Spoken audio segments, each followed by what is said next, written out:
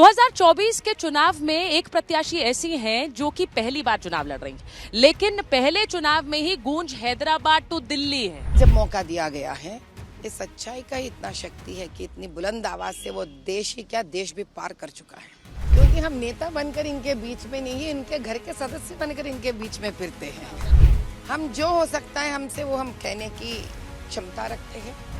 चलिए आपको कुछ ऐसे सच बाहर निकाल के दिखा देंगे जो आज तक इन 40 सालों में से लोग कभी भी ऐसे सच बाहर निकाल के नहीं दिए। ये देखिए, everyone were paid 1 lakh rupees and few more for not publishing and negative content on their party and its workers। रखिए, देखिए कि जर्नलिस्ट का MIM पार्टी लोग इनको पैसे देने की कोशिश करे। ये देखिए 2024 के चुनाव में एक प्रत्याशी ऐसी हैं जो कि पहली बार चुनाव लड़ रही हैं, लेकिन पहले चुनाव में ही गूंज हैदराबाद टू दिल्ली है। अब उनकी बुलंद आवाज को इसका श्रेय दे दीजिए या उनके अंदाज को श्रेय दे दीजिए। हमारे साथ बीजेपी के हैदराबाद से प्रत्याशी माधवी लता जी हैं। माधवी जी, बहुत बहुत स्वागत आपका। नमस्कार नमस्कार, आपका भी हैदराबाद में स्वागत। मैंने आपकी बुलंद आवाज का जिक्र किया है माधवी जी, और वो इसलिए क्योंकि आपके जो बयान हैं वो दिल्ली में गूंज रहे हैं। अब क्या लग रहा है आपको, इतना फोकस, इतना ध्यान एक हैदराबाद की प्रत्याशी पर पूरे देश में क्यों? क्योंकि सच का शक्ति ही कुछ ऐसा है। जब इंसान सच बोलने लग जाता है, जब इंसान झूठ के ऊपर का पर्दाफाश कर देता है, और जब ऐसी सच्चाई को कहने के लिए मोदी भाई जैसे महान योगी एक मौका देते हैं, एक उम्मीदवार जैसा खड़ा कर कर हमें जब मौका दिया गया है, इस सच्चाई का इतना शक्ति है कि इतनी बुलंद आवाज से वो देश ही क्या देश भी पार कर चुका है। आप अपनी इस लोकप्रियता का श्रेय प्रधानमंत्री को दे रही हैं, मैंने अक्सर सुना है। मैं ये आपसे पूछूंगी कि प्रधानमंत्री से आपकी कभी मुलाकात हुई है या फिर इंतजार में है उस पहली मुलाकात का कि प्रधानमंत्री जी से मुलाकात? मेरा मुलाकात उनसे मेरा उम्मीदवार का घोषणा होने से पहले नहीं हुआ था, और एक ही बार आज तक उनसे मुलाकात हुआ जब वो यहाँ पर एक रोड शो पे आए थे, और तभी भी सिर्फ एक 15 से 20 सेकंड हुआ था, बस उतना ही। और मुझे ये बताइए, जब उनसे एक आधिकारिक मुलाकात होगी तो क्या एक ऐसी चीज है जो बतौर प्रत्याशी, बतौर एक बीजेपी कार्यकर्ता आप उनसे कहना चाहेंगे आज हमारे दर्शकों से? पहले बताइए। वो हमारे पिता समान है, वो हमारे बड़े भाई समान है। उनको कुछ वैसा तो बताने की हैसियत पे तो हम नहीं है, लेकिन हाँ, उनका धन्यवाद करेंगे हम, और उनसे बहुत कुछ सीखने का एक मौका देने के लिए अर्जी तो रखेंगे हम। बहुत खूबसूरत। मुझे ये बताइए माधवी जी, मैं देख रही हूँ आप कैंपेन कर रही हैं, डोर टू डोर कैंपेन कर रही हैं, लोगों से मिल रही हैं। इतनी लोकप्रियता पहले चुनाव में, बहुत से नेता ऐसे, मैं आपको सच बताऊंगी, हम जाते हैं चुनाव में कैंपेन ट्रेल करते हैं, लेकिन नेताओं में एक जो वाइब्रेंसी है, एक जो रंग है, वो कहीं मिसिंग होता है। आप में वो कूट कूट के है, भरपूर है। कैसे? क्योंकि हम नेता बनकर इनके बीच में नहीं, इनके घर के सदस्य बनकर इनके बीच में फिरते हैं। लोग नेता उनसे थक गए हैं। नेता लोग जैसे कि आते हैं इलेक्शन के सामने वोट मांगते हैं, फिर पता नहीं कहाँ गायब हो जाते हैं हवा में, सबको ढूंढना पड़ता है उनको। हम वो प्रथा नहीं रखते हैं। हम जो हो सकता है हमसे वो हम कहने की क्षमता रखते हैं, और लोगों के सुख दुख सुनते हैं। जब भी वो उनका कोई बात अगर हमारे विरुद्ध भी हो तो वो भी हम सुन लेते हैं, क्योंकि ये कहने का हक उनको फंडामेंटल राइट्स में है, और फंडामेंटल राइट्स का कदर हम करते हैं, कॉन्स्टिट्यूशन का कदर हम करते हैं।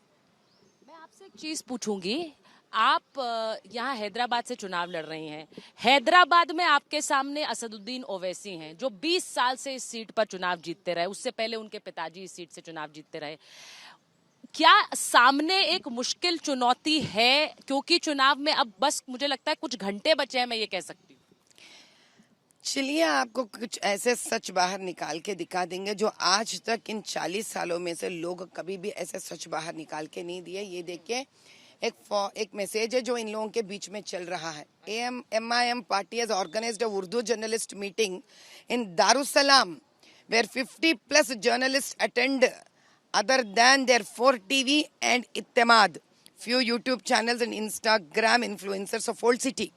Everyone were paid 1 lakh rupees and few more for not publishing and negative content on their party and its workers.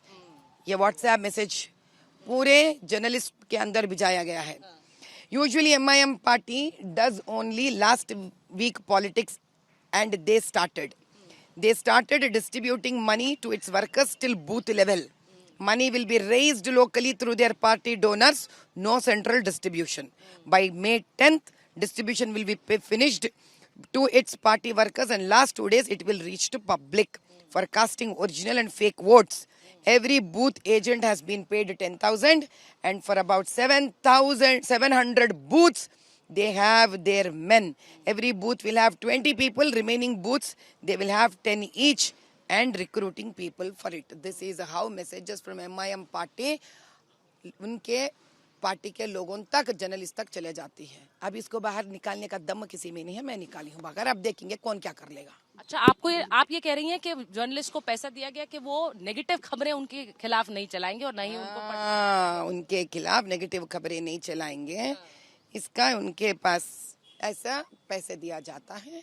अभी एक्सपेंडिचर वाले देखेंगे, इलेक्शन के एक्सपेंडिचर वाले क्या करेंगे, इसके बारे में क्या सोच विचार करेंगे. क्योंकि ये तो दारुसलाम में होते हैं. दारुसलाम में तो कोई जाता नहीं है. हमारे पीछे लोगों को रखते हैं. जैसे कि अभी पुलिस देखे ना हमारे पीछे, यही पुलिस मस्जिदों में नहीं जाते ये लोग. पूछिए इनसे. हम लोग आज जस्ट गेट टुगेदर के लिए यहाँ पे मैडम के साथ उन लोगों से मिलजुल के वास्ते यहाँ पे मैडम आए. तो यहाँ पे आके इलेक्शन कमीशन वाले परमिशन है क्या पूछ रहे हैं. यहाँ के लोकल पीएस वाले से भी आके कहा है आपका परमिशन बोल के बोले तो नहीं जस्ट गेट टुगेदर है बोल के बोले तो भी नहीं सुन रहे वहाँ यहाँ पे उन लोग. मतलब देखिए यहाँ पे कितना ये हो रहा. देखिए यहाँ पे अभी देखिए आपका और एक सुना देंगे. एक जर्नलिस्ट, आप ऐसे रखिए, देखिए एक जर्नलिस्ट का MIM पार्टी लोग इनको पैसे देने की कोशिश करे. ये देखिए. बुलाकर इनका हदिया दे दिया गया 15 से 20 हजार रुपए छोटे चैनल्स को और बड़े चैनल्स को इसके दूसरे दिन बड़ी और मोटी रकम दी गई. अब आप ये पूछेंगे ये सारी बातें आपको कैसे मालूम हुई, तो मैं आपको सबूत दे रहा हूँ.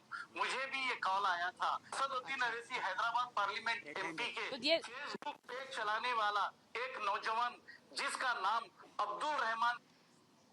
अब माधवी जी ये जो बात आप बता मुझे रही कॉल हैं, करते हुए ये कहा कि हकीम भाई आपको MP साहब के PA ने बुलाया है और 9:45 बजे आप दारुसलाम में रहना है. तो मैंने क्या जवाब दिया आप खुद सुनिए. अब आप सोशल मीडिया से कोई उम्मीद मत रखिए कि आपको सच्चाई ये लोग बताएंगे. ये तकरीबन सब दिख चुके हैं. आइए देखते हैं ये रिपोर्ट. आप कौन है ये? हाँ. वालेकुम. जी हकीम भाई बात कर रहे हैं. हाँ बोल रहा हूँ. जी हकीम भाई मैं अब्दुर्रहमान बात कर रहा हूँ दारुसलाम के साहब की सोशल मीडिया टीम से. जी बोलिए भाई. हकीम भाई तो ये क्या बोलते अपने मुश्ताक साहब आपसे मिलना चाह रहे थे. इसलिए भाई वो कुछ बात करने के सिलसिले में. कौन मुश्ताक साहब? मुश्ताक साहब असद साहब के पीर. जी हाँ दोनों आपसे मिलना चाह रहे हैं. अगर आप मुनासिब समझे तो 9:45 तक आप दारुसलाम आ सकते क्या? नहीं भाई दारुसलाम मैं क्यों आऊंगा भाई. मैं जी नहीं दारुसलाम में नहीं आ सकता भाई. अच्छा जी. भाई जी अपन GD वीकेंड भी बात हुई थी शायद, याद है आपको? मैं अब्दुर्रहमान बोल रहा हूँ. कब बात की थी अपनी? GD हाँ हाँ GD में भी बात कर रहे थे. देखिए जी उसमें से और कुछ एक भी है जरा फायदे का काम है. इस वास्ते डायरेक्ट फायदा नुकसान को छोड़िए भाई. फायदा नुकसान को छोड़ दीजिए आप. अच्छा जी ठीक है. फायदे का बात.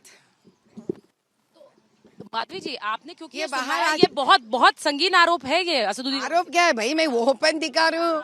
आप आरोप क्यों बोल रहे हैं मुझे? आरोप का मतलब है जो नहीं है हम डाल रहे हैं. ये एलिगेशन नहीं है साहब. आरोप यानी allegation. This is a fact. अब आप करिए. आप आरोप करना चाह रहे नहीं करना चाह रहे, मीडिया वाले आप सोचिए. मैं फैक्ट्स सुनाई, एक फैक्ट पढ़ी, एक फैक्ट सुनाई, रंगे हाथ दिखाई. ये आज तक कौन करे? कोई नहीं करे आज तक, हम कर रहे हैं। इसी सच्चाई का गुंज के वजह से पूरा भारत देश हमको चाहता है, क्योंकि हम अपने आप को किसी भी हद तक वहां पर हम लोग, I put my life on stake. ऐसा क्यों कहती हैं आप? अरे एमआईएम वाले तो बहुत माहिर है, पत्थर से मारने के लिए, डंडे से मारने के लिए, चारू चुक्की चलाने के लिए एमआईएम के कार्यकर्ता बहुत फेमस है इसमें। अरे कांग्रेस वालों को तक नहीं छोड़े जब वो लोग पावर में नहीं थे, बीआरएस वालों को भी नहीं छोड़े जब वो पावर में थे। इनके यहाँ कोई मुस्लिम लीडर नहीं आ सकता, हिंदू को कहाँ आने देंगे ये लोग? ये लोग नहीं चाहते हिंदू और मुसलमान एक हो जाए और हिंदू मुसलमान एक साथ आगे बढ़े, हिंदू मुसलमान के बीच में भाईचारा रहे, ये नहीं चाहते। ये चंद पुट्टों को सामने पास। आप भाईचारे की बात करिए माधवी जी, मैं इसलिए पूछ रही हूँ क्योंकि वहाँ असदुद्दीन ओवैसी कहते हैं कि अगर आप यहाँ पर आएंगे, क्योंकि आप हैदराबाद में, तो आप यहाँ पर आते ही दंगे करवा देंगे, आप यहाँ पर आकर भाईचारा जो हिंदू मुसलमान का है उसे खराब कर देंगे। चलिए इनका ये बात भी हम अभी आप ही को इमीडिएट सॉल्व करके दिखा देंगे। अगर हम उन लोगों में से हैं जो दंगे करवाने पे आ रहे हैं तो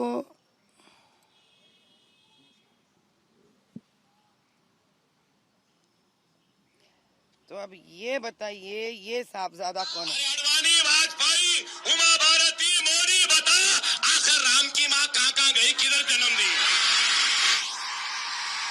तो ये क्या प्यार और मोहब्बत के बातें थे?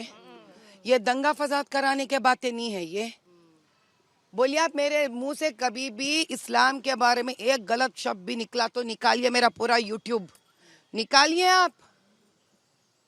ये लोग अमन लेके आने वाले हैं, इनका हैसियत तक नहीं है किसी के बारे में बात करने का।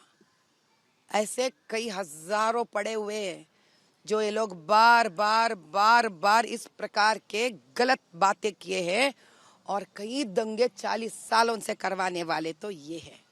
ऐसे मुसलमान को भी भड़काते हैं, ऐसा हिंदुओं को भी ये दुख और दर्द देते ताकि ये दोनों लड़ लें और ये लोग जमीन हड़प लें।